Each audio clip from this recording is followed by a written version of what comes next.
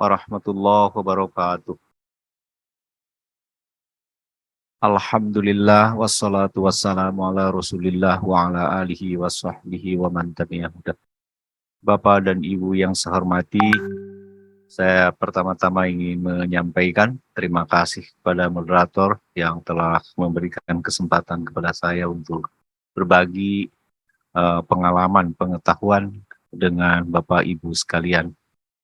Saya sangat berharap apa yang saya sampaikan ini nanti eh, minimal direnungkan lah begitu. Benarkah apa yang saya omongkan? Eh, Apa yang saya omongkan ini didasarkan pada hasil penelitian pada tahun 2016-2017 terhadap beberapa orang guru berprestasi di Jawa Barat. Hasil penelitian saya sudah dipublikasikan di dalam artikel jurnal tahun 2017 itu. Judul artikel nanti bisa dilihat. Baik, slide kedua. Tujuan pendidikan nasional kita adalah tidak terlihat kalau dari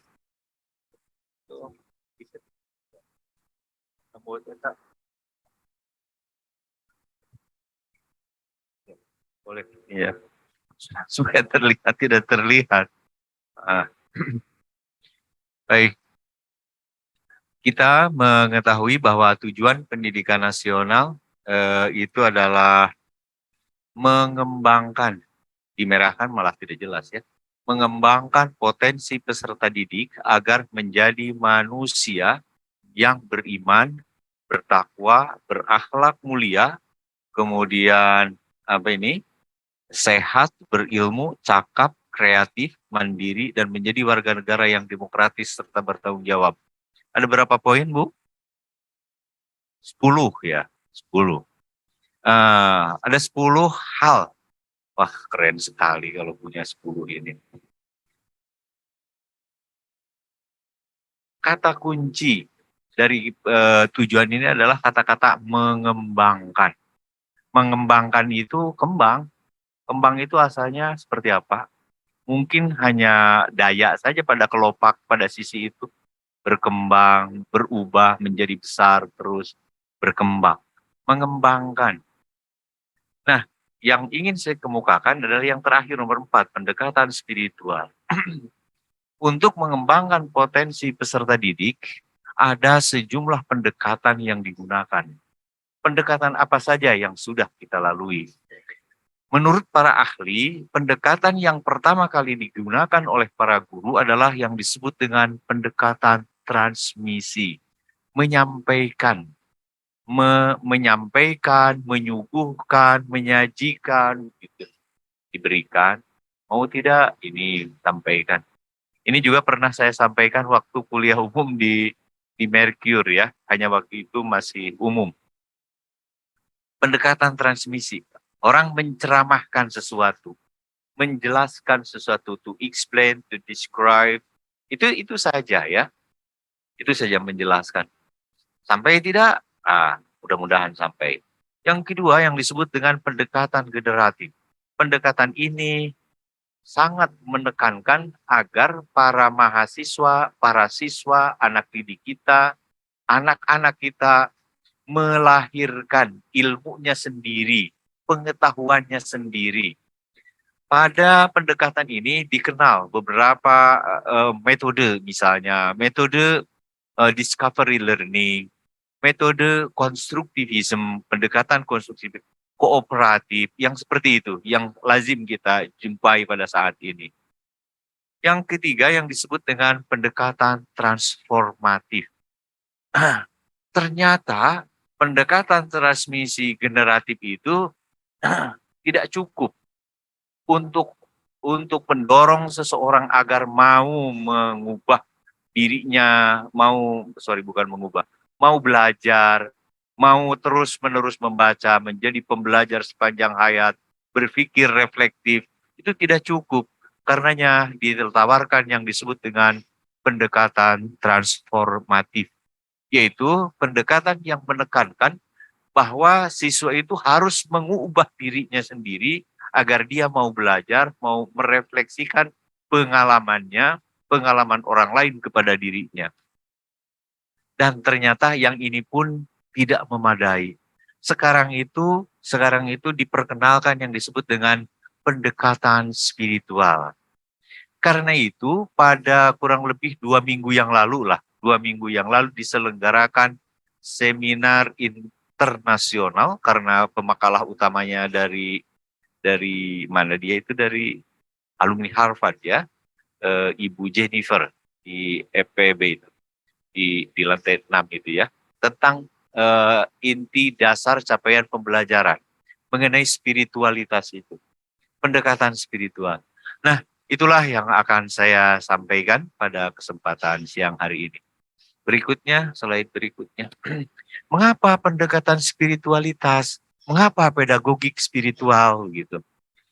Saya membaca misalnya dari buku Bandura ini tahun 97, dia mengatakan bahwa tingkat motivasi, afeksi, dan tindakan seseorang lebih ditentukan oleh keyakinannya daripada oleh apa yang secara objektif dianggap benar.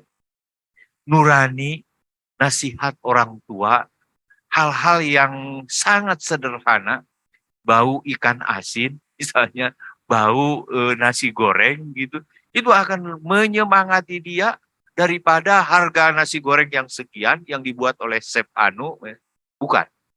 Tetapi mungkin kenangan itu yang membuat dia semangat untuk menyantap nasi itu. Jadi motivasi dari dalam diri itu lebih bermakna. Saya ingin menjadi guru yang hebat. Saya ingin menjadi guru yang berprestasi karena begini-begini.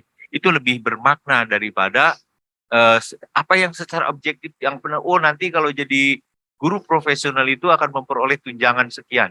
Kalau menjadi guru besar itu nanti seperti Prof Anu misalnya, akan memperoleh tunjangan sekian begitu. Kalau menjadi rektor tunjangannya sekian. Bukan itu ternyata yang menjadi motivasi seseorang itu. Tapi lebih kepada hal-hal yang sifatnya spiritual. Yang kedua, keyakinan adalah apa yang disebut dengan keyakinan, jadi belief ya, oleh keyakinannya. Jadi keyakinan kita. Keyakinan, bukan yang lain-lain. Yang disebut keyakinan adalah penilaian individu tentang benar atau salah, tentang proposisi, seperangkat gagasan. Ini terlampau filosofis, lewati aja. Yang ketiga, di dalam kelas guru berpedoman pada keyakinan implisit dan eksplisit tentang ruang kelas, lingkungan sekolah, komunitas. Jadi pada dirinya tertanam keyakinan bahwa dia harus bekerja sungguh-sungguh, dia harus menghargai temannya, dia harus menghormati sejawatnya, ada rasa tanggung jawab kepada orang tua, dan selanjutnya. Kemudian alasan yang keempat, ini dari hadis, sesungguhnya segala perbuatan itu tergantung pada niatnya. Ini, pada keyakinan artinya. Jadi ya mau menghadiri kuliah umum. Apakah menghadiri kuliah umum niatnya ini? Ya kalau saya tidak pergi, nanti ada daftar hadir, nanti dilihat oleh dosen. Kalau saya wah nanti kurang nilainya begitu. Kan banyak di antara kita yang begitu ya. Kuliah, aduh saya kuliah gimana? Apalagi yang dosennya Bapak Anu suka begini-begini gitu. Itu hal-hal pertimbangan-pertimbangan tadi itu diabaikan. Tetapi tadi ya, bagaimana niatnya? Apakah seperti itu? Yang terakhir, sesungguhnya Allah tidak mengubah keadaan suatu kaum sampai mereka mengubah keadaan diri mereka sendiri. Ini transformatif juga. Ya tergantung kita, mau profesional mau tidak. Tadi, mau melihat wajah kita yang sebenarnya atau tidak. Mau bagaimana, tergantung kepada kita. Kita tergantung pada apa? Pada belief, pada keyakinan yang ada pada diri kita. Keyakinan kepada siapa? Keyakinan kepada Tuhan yang Maha Kuasa. Begitu saja. Berikutnya, nah nilai spiritual itu apa? Nilai spiritual itu terdiri atas pengalaman aktual. Ada pengalaman aktual, benar-benar nyata. Nauzubillah, tabrakan misalnya, makan seblak yang sangat pedas misalnya, pengalaman aktual. Enak sekarang nih kalau makan itu nih ya, bisa biar gitu, tidak mengantuk. makan seblak yang sangat pedas